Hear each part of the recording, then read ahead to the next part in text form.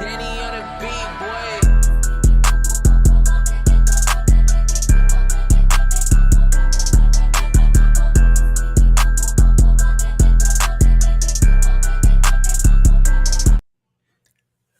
Welcome to another live episode of Halftime Adjustments. Your host, Eddie Arnell, my man, Mr. J. Lou. What's going on, Mr. J. Lou? What's going on? Tighten up, baby. Tighten up. Tighten up, man. We are G Witt is out tonight, man. He's out of town, so we'll be holding it down with him out, man. But come on in, get your popcorn ready if you want to say it that way, and get your seats ready for the show. And we'll see what we'll be talking about tonight, man. So the Titans come in, J. Lou, man, coming off a tough loss last week, looking to rebound, man, in the home opener against the Chargers. Counting last week, J. Lou, it was 8 straight regular season games with a loss, man. And so a lot was riding on the line this week. They had only scored 27 points last year against the Packers. Was the high over that streak. And the mob was ready to run Tannehill out of Nashville, man. Oh, yeah, he was ran out. Good the offense turned it around, man. Results. Titans, 27, Chargers, 24 overtime. Nick Folks hits a 41-yard field goal to win an OT, man, as the rain started to pick up on us. Oh. Initial reaction, J. Lou. I think G Witt is all he is. Let me get him in. But J. Lou, give me your initial reaction, man, to this game as soon as it was over, man. What was your thoughts? As soon, and pardon my voice today. We was at the game, so I was yelling at everybody, especially coaches on the sideline. But my initial thought was, this is what this offense can look like. I'm telling you, and you can ask Ken, Lou, and everybody sitting around me in the section. I called the plays each time. Me and you were texting. Ed, you was at the game. I called the plays each time when it was play action. And I just kept yelling, play action works. And it's amazing what play action on first down was doing. It was wide open each time. And if you go back to Tannehill's 2019-2020 season, where he basically led the league, if you look at the QBR ratings, he's best off play action. And I tell you, for as old as we say Tannehill looked last week, and he had rust, and everybody admitted that 70-yard bomb he threw to Traylon Burks, yeah, he looked a little young on that one because he put everything behind that. But that was my initial thought was, I think the one word that we talked about last week was not seeing a rhythm. Mm-hmm. And I think once they got him knocked around for 3 straight sacks on 3 straight drives, I think once they hit that shot on play action, I think Tim Kelly got into a play calling rhythm, and you saw it a little bit more. So hats off to the team for adjusting. As much as we doubted this team, as much as we harped on this team last year, rather for second half, they outscored the Chargers 17-10, if my math is correct, in the second half. And each drive in the second half looked better than the first one that they had. So kudos for them to just making the adjustments and sticking with it and getting back to what we know best, which is play action for this team.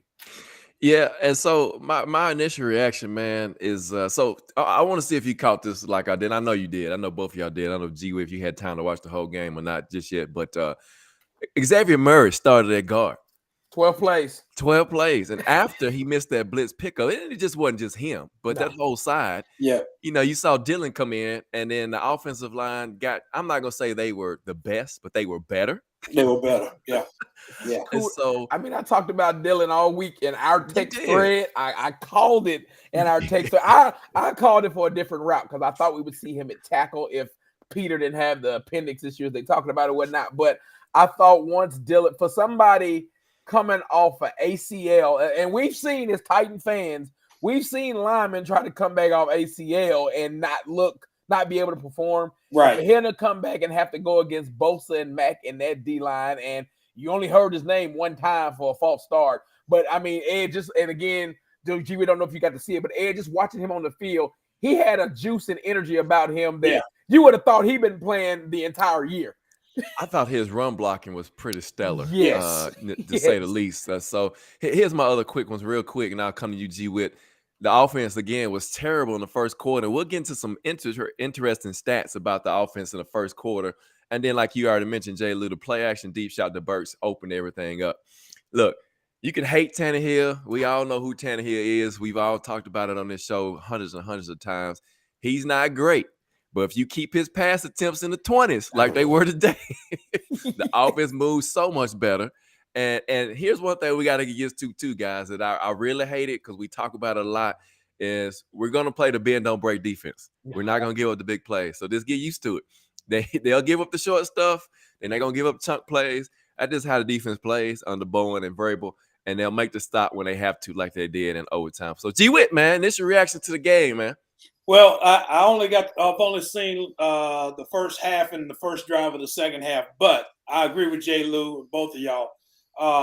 The offense seemed to get into a rhythm once he did that play action bomb to Treylon Burks. Again, been saying it for the past 3 years. Play action. It's his bread and butter. Why go away from it? I thought it was good to see that they even psyched the Chargers defense out by running Spears a lot more between the tackles. Mm-hmm. You know, even though he was only getting minimal gains, but still it keeps him honest. So, you know, in the future they'll be able to use play action even with Spears in the game. But you got to use play action with Tannehill. You have to, because that's his bread and butter. And that gives him more time to survey the field and make a better throw. I thought after that, they gave him some quick throws. The ball came out a lot better. Defensively, I thought we looked okay. Again, the bend but don't break gave up a couple of big plays. But overall, when they got him down in the red zone, they pretty much shut him down. Still can't stop anybody on 4th and short. That's driving me nuts. But overall, I just thought it was a pretty good like I said, first 30 minutes in a series, I thought it overall was pretty good once they got past the first quarter and finally just started moving the ball. So Jalen, let's talk about these possessions. You too, G, because you've seen this part of. So, you know, the first 3 possessions for the Titans offense, they had a turnover on downs. So, of course, we talked about the blitz pickup that was missed on 4th down, which, you know, I thought it was actually a pretty good time to go for it on 4th down. So 9 plays, 23 yards on that drive. You get the second possession, you go 3 and out with minus 8 yards total. So if you do the math, there's only 15 yards total in 2 possessions. The next drive after that, you had another 3 and out with minus 12 yards. So after the first quarter, 15 yards on 12 plays. I mean, that's just, you know, I was sitting there looking at the offense, man. I know you too, Louis, you too, G-Wit, man. I was like, what are they doing? Yeah, I mean, it's like, and this is the difference. Last year, we gave he who shall not be named his credit because at least the scripted plays were decent. Yeah. This year, so far, our script we're coming out and the scripted plays just aren't working. Again, I'll give him his credit today, Kelly, his credit today. He adjusted well. And G-Wit, you talk about Spears. One thing you saw an adjustment on that is you got later in the game, those runs that were 1 or 2 yards, they started popping because Spears between the tackles, he gives you what early Derrick Henry gave you from a cutting and speed standpoint. Yeah. And he had a couple of them that if the turf monster don't tackle him, he probably breaks them a few times. So it was good to see. I don't know if the scripted is where Tim Kelly's not able to be in a rhythm. But I think after they got past, as you said, Ed, the first 3 drives, which are probably scripted, he went to play action. And it's like the whole playbook opened up and he was mixing and matching. And I thought he actually called a decent game from there on out. And like I said, with the play action, and again, I don't know how often I'm gonna beat this dead horse, but that's the whole key. I mean, he that shall not be named never ran play action. And, you know, I think what you see here, and again, after he has that one play action play after they scored, he comes down, throws the 71-yard pass to Burks. All of a sudden he realized, hey, play action does work with this guy. So, yes. You know, you start seeing the offense getting a better rhythm especially on first down. If you start play action on first down and just give Tannehill a quick pass, if nothing else, you see people get open and you see him get the ball out a lot faster with a lot more velocity. He's again, I thought the first quarter, as far as Tannehill throwing the ball and everything, I really thought he was still having that lag from leftover from the New Orleans game because he was throwing the ball the same way. But again, after he had that play action pass and he hit it, all of a sudden you saw him pick up the pace, pick up the way he was throwing the ball, and then on top of that, having that run right at the end to get that in the beginning of the third quarter to get that touchdown. I thought that really just energized him. And now you see a little bit of that Tannehill that was there when we were averaging 30 points a game. Mm-hmm. Yeah. You know, and that's the thing about it with that offense. You run, Derrick Henry is the focal point. No ifs, ands, or buts about it. Keep Tannehill in the 20, 25 pass attempts per game and run the ball. We got a better chance of winning that way because we're going to keep the pressure on the defense. And that's the whole thing about it. I think it's taking Tim Kelly a game and a half to figure that out. But I think we'll see next week against Cleveland how he does. But I just think that right there on the offensive side of the ball, that's the whole key.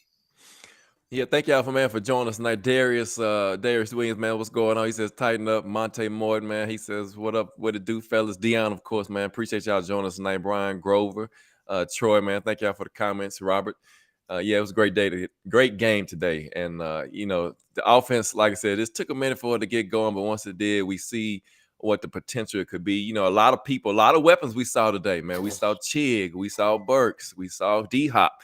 You know, a lot of people was able to touch the ball. Even Chris Moore, gets open downfield. Who knew he had that speed to get open and beat somebody deep, which was a great throw again. And hang on to the ball.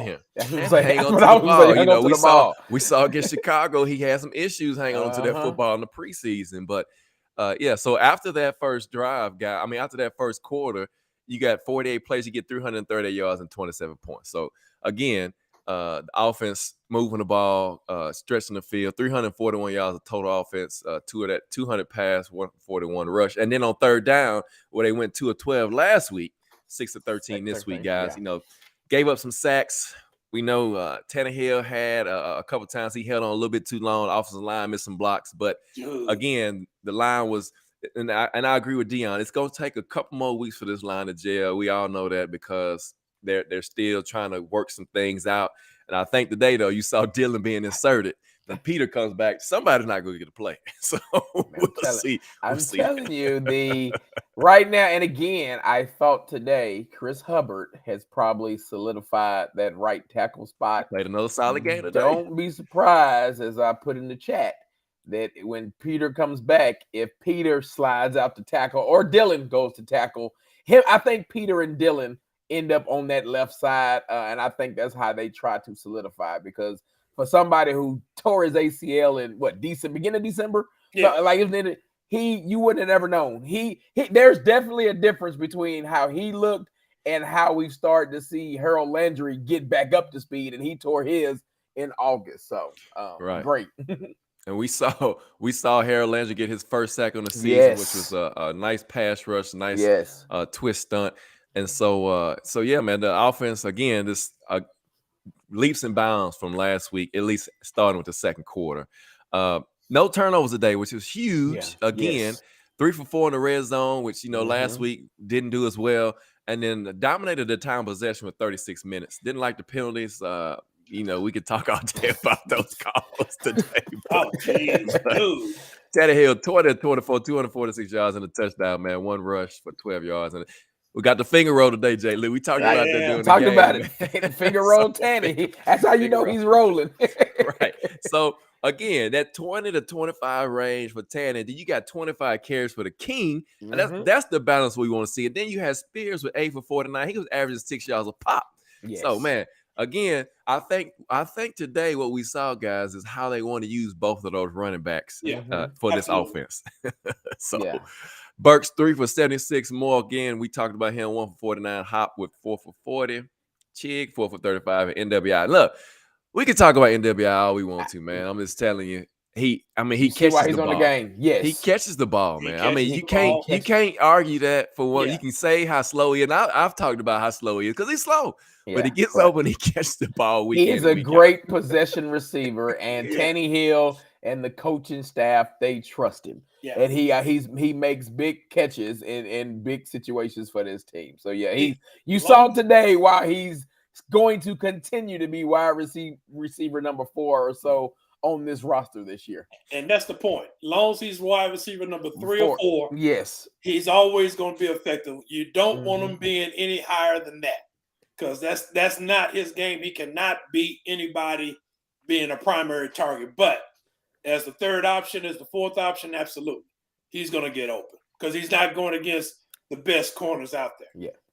Right. And I really liked he just seems to be right in the right place at the right time every time Tannehill needs to find him. Joe, I agree. The receivers caught the ball with it. Deion says maybe Rundez has a better ACL and Tobias. It could be. He did something. He might did something. So let's look at the defensive side of the ball, guys. 342 yards of total given up today, 281 pass, 61 rush. So if you've been following the last week, that's only 65 yards a game they've given up rushing thus far. 2 of 14 they gave up on third down conversions, 3 sacks, 2 for 5 in the red zone. So Herbert, man, with 305, 2 touchdowns. Jay, look, let's talk about the defense, and I'll get back to you, G. Witt. I know you hadn't seen the majority of it, but let's talk about the defense, man. In the first half, they think about it. The position they would put in, they only give up 11 points, 14 by the halftime, but yeah, I mean, it was outstanding. Yeah, and that's what and it paid dividends in the end when they needed to stop and they let them score and the offense comes back to take the lead and we give them another shot and we let them drive right down the field for the game time field goal. Now, granted, Arden Key was a half a step from probably blocking that one on a good move. You see him do like that, dude. Yeah, I mean, it was close, but the fact that the soft cover, and again, I know that you were down two bodies in the secondary, but the soft cover. So if you look at overtime, the 3 and out that because again, you got to remember the Chargers scored a field goal to take it to overtime, win the toss, get the ball right back. So defense is going right back out. And defense was tired, right? Defense was tired. You saw them huffing and gassing on the sideline. They went back out there, and that was the best series they played all game. And if you notice a difference, and I know you noticed it up there, it was a lot more press. He didn't have the jamming note. So again, there's really not no burners. I mean, we gave up maybe 1 X play, 1 or 2 X plays, not a lot of them. Busted coverage, right? Yeah, busted coverage. But they don't have. We talked about this about the Chargers forever. They don't really have no speedsters that can get by you. They just got big bodies. And so when you saw on that last series that the jam was just enough at the line to throw Herbert off where, as Byron said after the game, he was just airbailing them out there. He literally was just throwing them over everybody's head on that last drive, and that's when the defense came up big. But I thought overall, Shane Bowen, I guess you have to be a stubborn coach to be on Vrabel's staff. We saw it last year with the offensive coordinator. We see it with the defensive coordinator who continues to drop Denico Autry and Harold Landry in the coverage.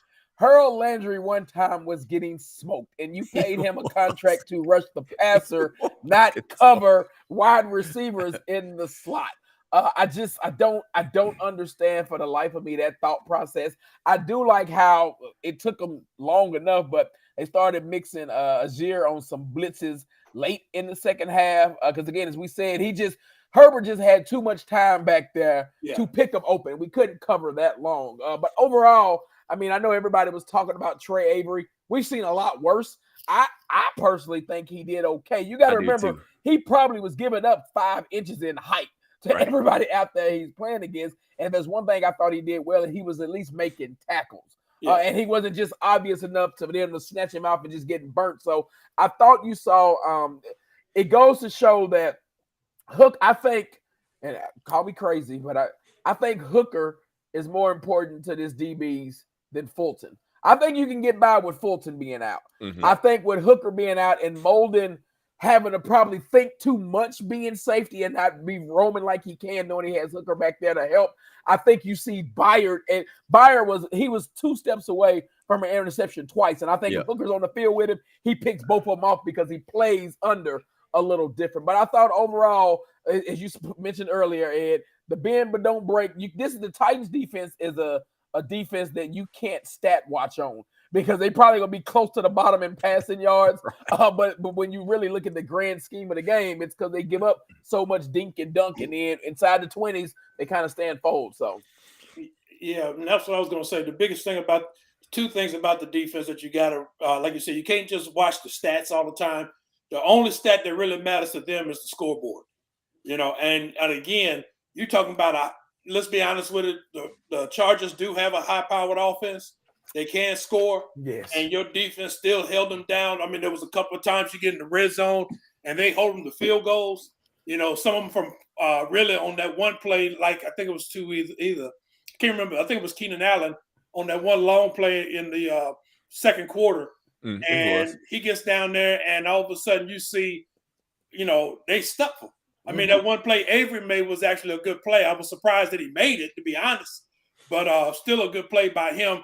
Overall, he didn't do too bad. I hated seeing him miss that tackle on Mike Williams early. But other than that, I thought he did well. And again, I agree with you, Jay Lou. Hooker's more important than Fulton.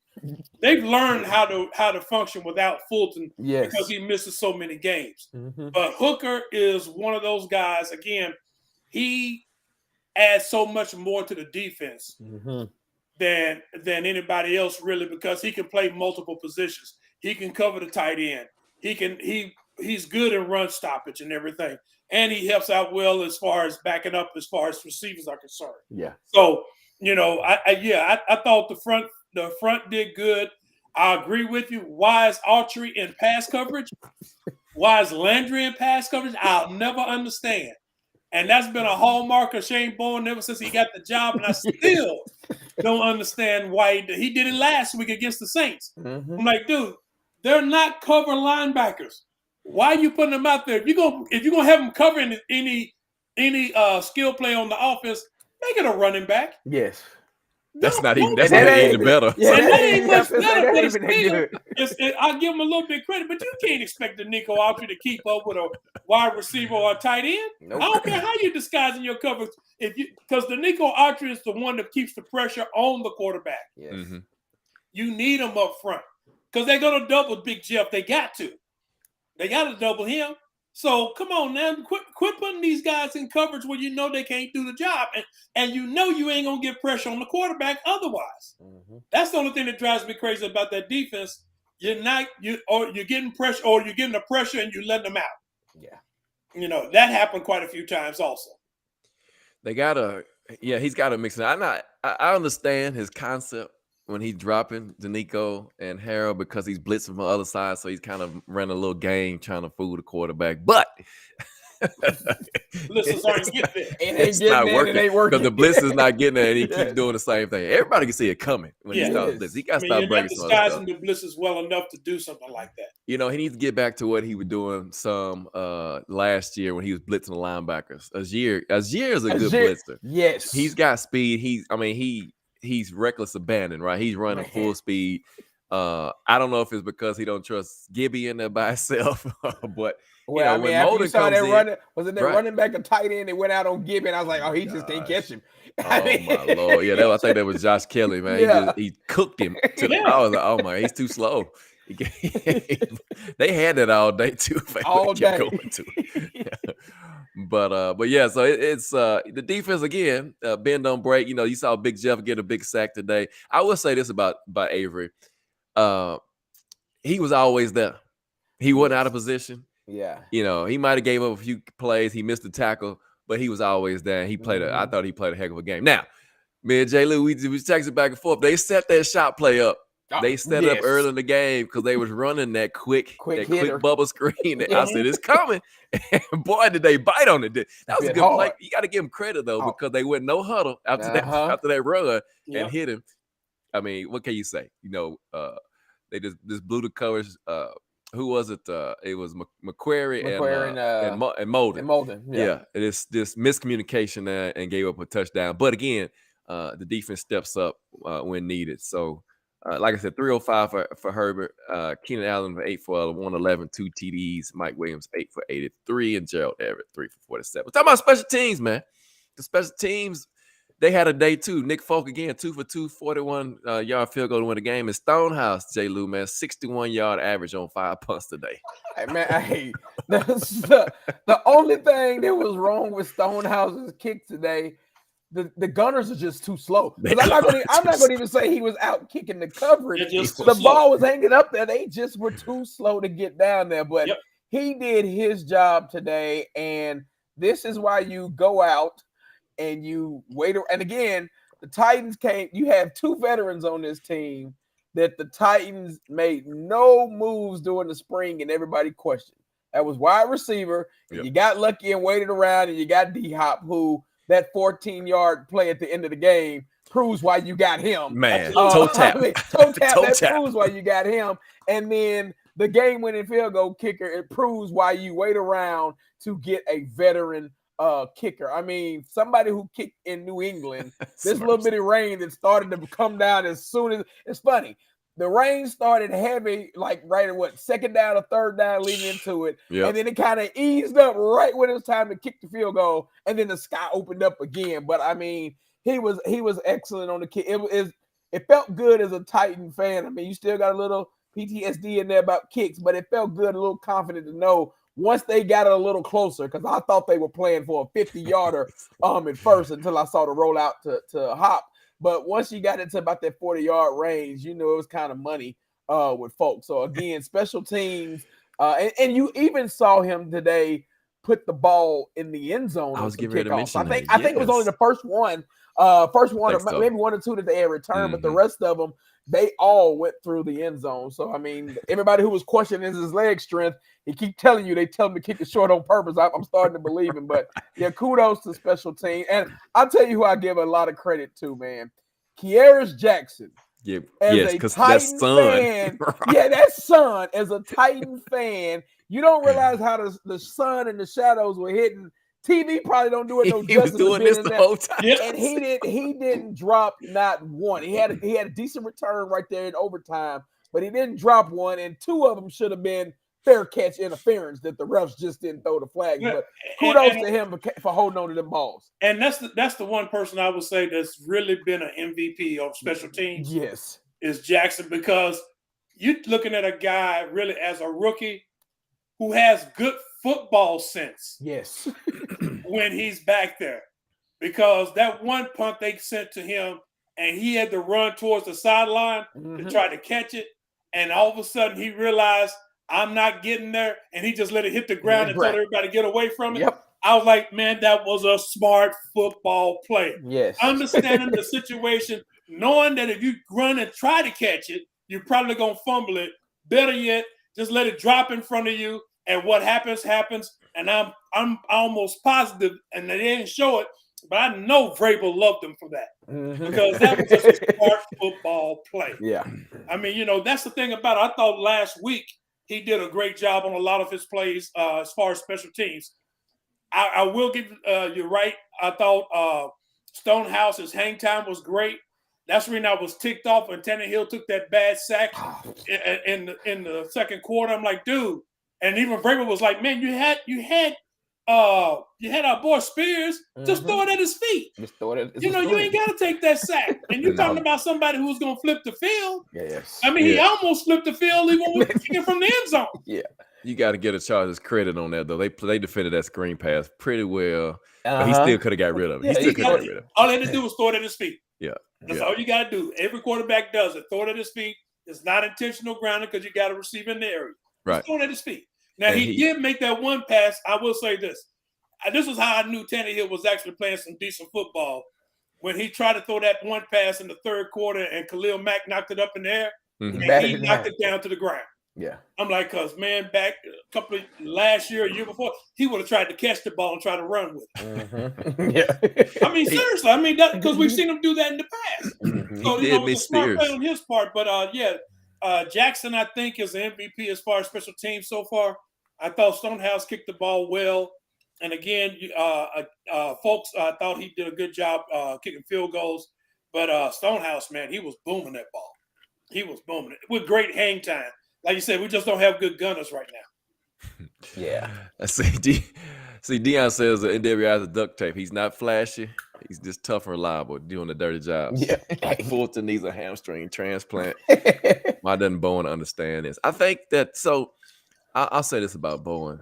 I think over the past couple seasons has lived off his defensive front making plays. And so now that everybody's on your twist stunts every week, you got to come up with some more stuff. Yes. So, now, the truth is coming out about he don't have a lot of tricks in his bag right now. So he need to start designing, cooking up some stuff, man. Didn't see no cover zero today. Nope. Again, when you got receivers that are not burners, I understand as Deion called, we got Smurf DBs. I understand we got big 6'4", 6'5" receivers, but man, they can't run. I mean, they can't run past. We were too dependent on giving up. Like, look, go back and again, we did an excellent job of. I thought you said it was 2 for 14. The Chargers were on third down, something like that. But go back and look at how many of their second downs were 2nd and 2 or 2nd and 1, because we're just giving up 8-yard throws because we're 10 yards off the ball, and it was proven the last drive when you just again half the second is all you needed for the front four to be able to impact his timing, and you saw that the entire that was the worst drive the Chargers had in overtime when they really needed a money drive, and it looked terrible because he just pressed the DBs. He just pressed the DBs. Just pressed the DBs up. Well, even when you are going against speedsters, you still got to do the same thing, because what you want to do is throw the time and the rhythm of the offense off. Yeah, it's the same thing like when you play against Kansas City. The best thing to do is actually to just press and don't give them a free release. It throws off the timing of the offense, and that's why you'll see Pat Mahomes looking for Kelsey, because he's the only one that really is going to get free. Even when he had Tyreek Hill, if you played him press coverage, that speed gets negated. So as we look around the AFC South, guys, the Titans are 1-1, tied with the Jags. The Jags lost today to Kansas City, 17-9. The Colts beat the Texans today, 31-20. Anthony Richardson went out with a concussion. So we got something to watch. And the Colts, the Texans are 0-2. Well, he actually took a big shot in the end zone. I don't know. His head hit that turf. His head bounced, it bounced off that turf in the end zone. Yeah, that was right. I mean, they hit him as soon as he crossed the goal line. Yeah. So, well, didn't he have a concussion last week too? I don't think it was an official one, because he can't. If he did, that was a terrible concussion. They kept because he was right back in last week. So right, they kept it on the wraps if he did. So week 3, man, it presents a different challenge, different scheme, different opponent. Of course, got to go to Cleveland, play the Browns. Of course, they beat the Bengals week 1, 24-3. They play tomorrow night on the road at Pittsburgh. A full off season with Deshaun Watson, so that's going to be difficult to deal with. You got a mobile quarterback that can make plays with his legs and can throw the ball pretty well, and got some receivers. And got Nick Chubb in the backfield, one of the best running backs in the league. You got Swartz on the defense side of the ball, which he came in, how he worked, what he did for the Titans over his career. Added Zadarius Smith to bolster that front with Myles Garrett to get that pass rush, man, to be fierce. So Cleveland Browns guys, Amari Cooper, Elijah Moore, they brought in from the Jets, Donovan Peoples-Jones, David Njoku, guys that are able to get up and create plays. But if there's a question, offensive line could be the weak spot for this offense, G. Whit, man. So let's talk about what is it going to take defensively to shut this Browns offense down. And you just got to be able to get pressure and contain the quarterback. That's the main thing. Stopping the run, they do a pretty good job with that. I just, I don't know if Gibby's how he's going to feel having to tackle Nick Chubb, because Nick Chubb is a strong runner. Let's just give him his props, man. Yes, sir. That's going to be a challenge right there for that defense, especially for the linebackers and everything. But you got to keep pressure and keep Deshaun Watson contained. You got to keep him contained, because Amari Cooper's, he's a good route runner. He's not necessarily a burner, but he's a good route runner. He can get open. So it's going to be a challenge for this defense. You got to get some pressure on him. But if you try to blitz, you got to make sure if you're blitzing, your blitzer has got to get home. Because you just can't give those receivers that much time to get open, because they will get open. So that's going to be the whole key, how well they're going to be able to contain Deshaun Watson. If they do that, you should see them come out with a win. The offensive line is going to be okay. On our side of offense, Schwartz is going to blitz the daylights out of us. Let's just be honest about it. He's coming with pressure left and right, because he knows that's the weak spot of the offense. So it's going to be interesting to see how they manage this game next week.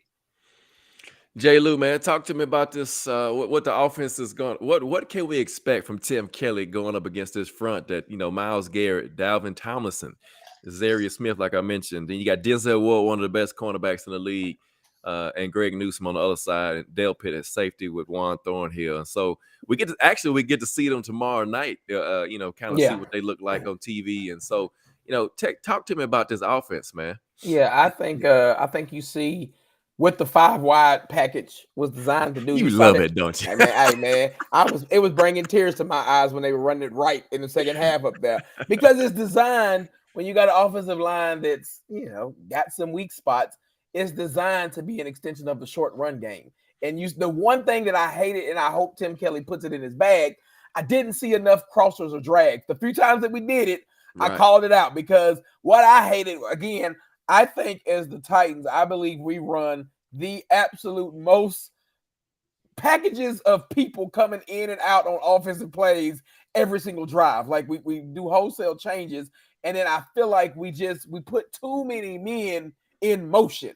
And they finally, if you go back and look, I think it was in the third quarter, because I was yelling in the things that he finally heard me. D-Hop on third down, you kept singling him over to one side instead of putting him in trips.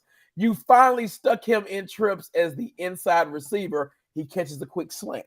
Like that. That's how you stop the pass rush, them 3, 4 yard, 4, 5 yard quick slants. So I think you see that because again, after 2 weeks, I think it's safe to say, for as much as everybody wanted to say the offense kind of looks the same, we probably ran more shotgun the last 2 weeks than I saw the last 2 years combined.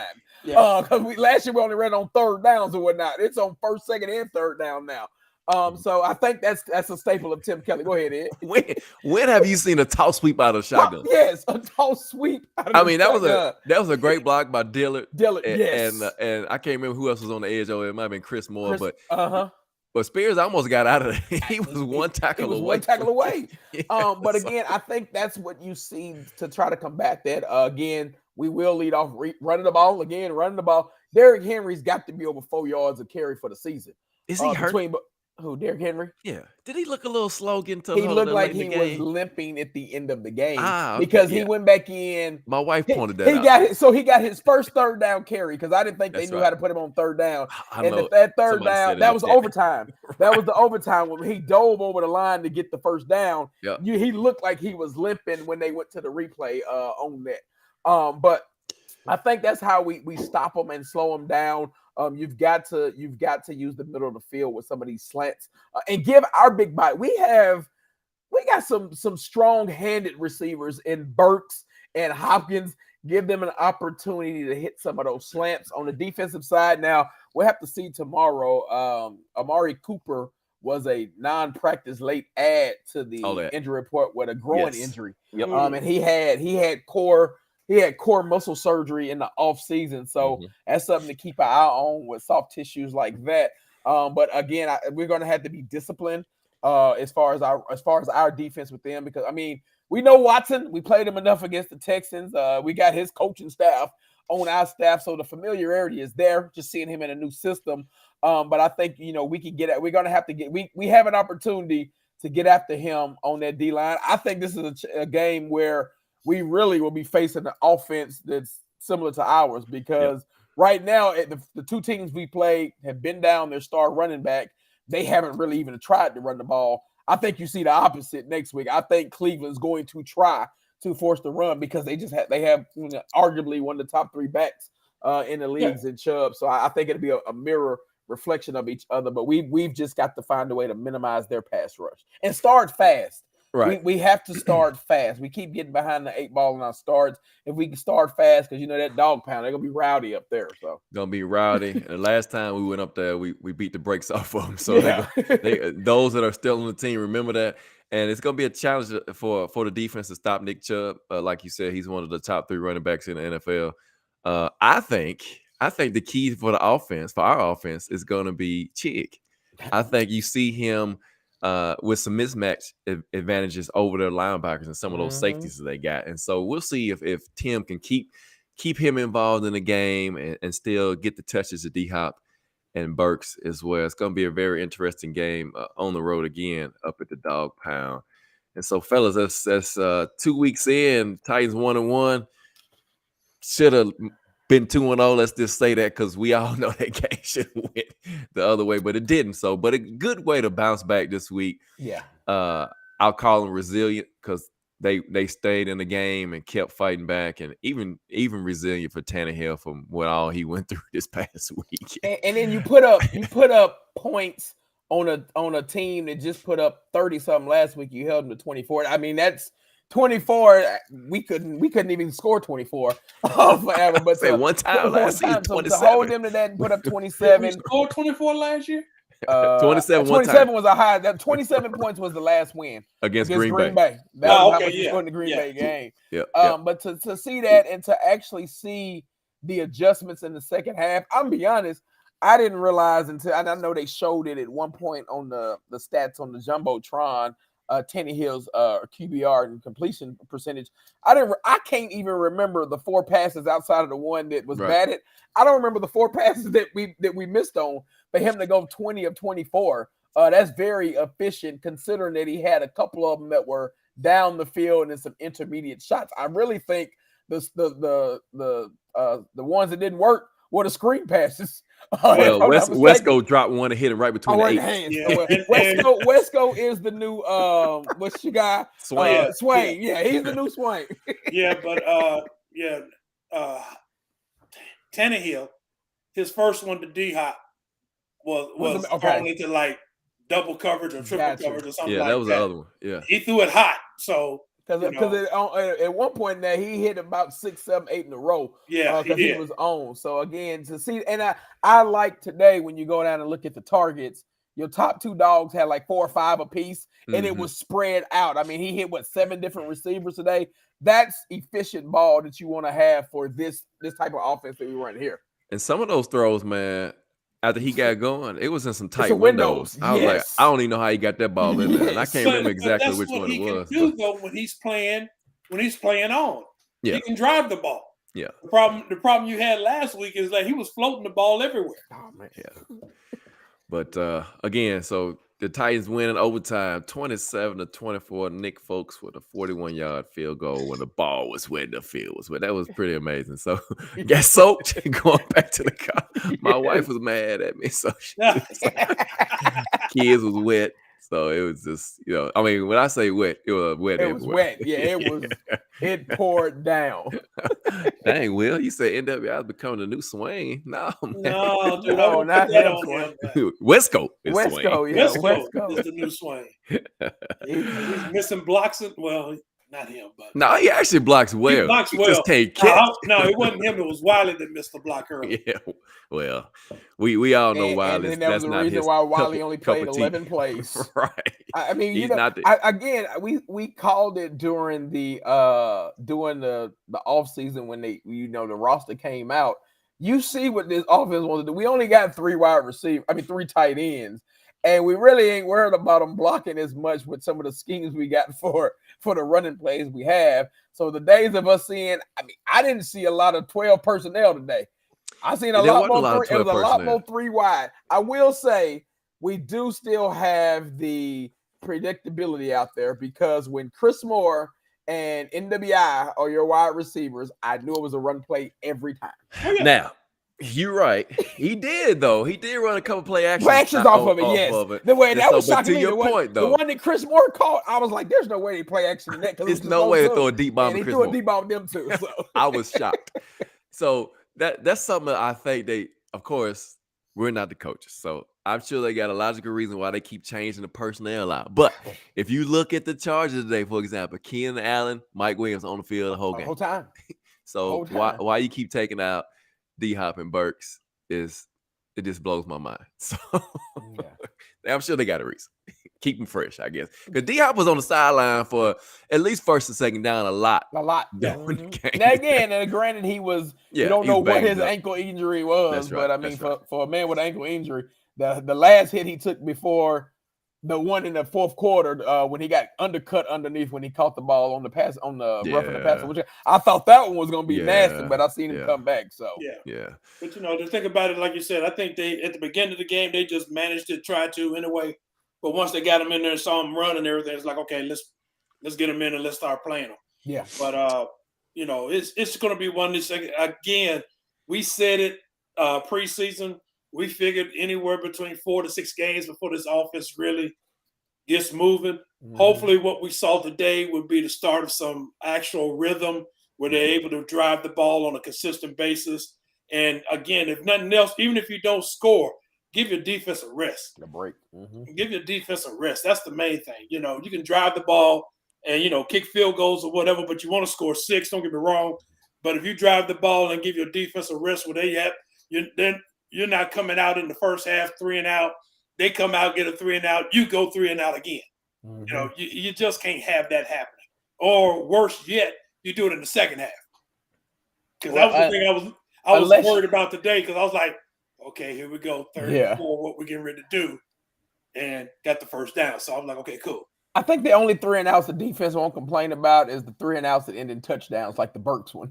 Yeah, right. They complain about that one. Yeah, they don't complain about that. But no, I'm just saying, you know, the 3 and outs, you just got to, coming out in the second half, you got to put a drive together, man. Yeah. If you're getting the ball first, put a drive together. You scored at the end of the first half, put a drive together. That's a 10-point swing right there. Mm-hmm. And I thought they did a better job today putting themselves up. Well, you said they were 6 of 13. Mm-hmm. They did a better job putting themselves in manageable third downs from that standpoint. Well, once we got past the first quarter, because the first quarter, the first 3 were all sacks. So. Yeah, it was like 3rd and 9, 3rd and 10, 3rd and 8. Yeah. Tannehill, and I text you, J. Lou, that he missed Spears right there before halftime, wide open in the flat. I mean, and he went to D Hop, and you know he was covered, but man, he had Spears. Yes. And he saw Spears when he went off. He talked to Derek. He was mad too. So, but again, thank y'all for joining us for another episode of Halftime Adjustment. Will, I got you, baby. He getting the NWIs, getting all the looks like Swain. You're right. He is. He's becoming a go-to for Tanner when it's clutch time, if you will. But yeah, thank y'all for joining us again for another episode of Halftime Adjustments. Join us next Sunday, man. We talk about the Browns game on the road. Dub. Another dub in the banks. Another tough matchup, man. Then you follow that up with the Bengals, and we all know that's the kryptonite. Until we dismantle him and put them away. Yes, it's always gonna be a challenge. Is Joe Cool gonna play though? He re-injured his calf today. Yeah, he did. So hey, we just keep playing. Don't worry about those other injuries. Yeah, it ain't our fault. Right. Hey, man, but check us out next Sunday night, man, 7 p.m. We join us back live here, man. Halftime Adjustments. Eddie Arnell, G. Witt, J. Lou. We out here, man. Peace.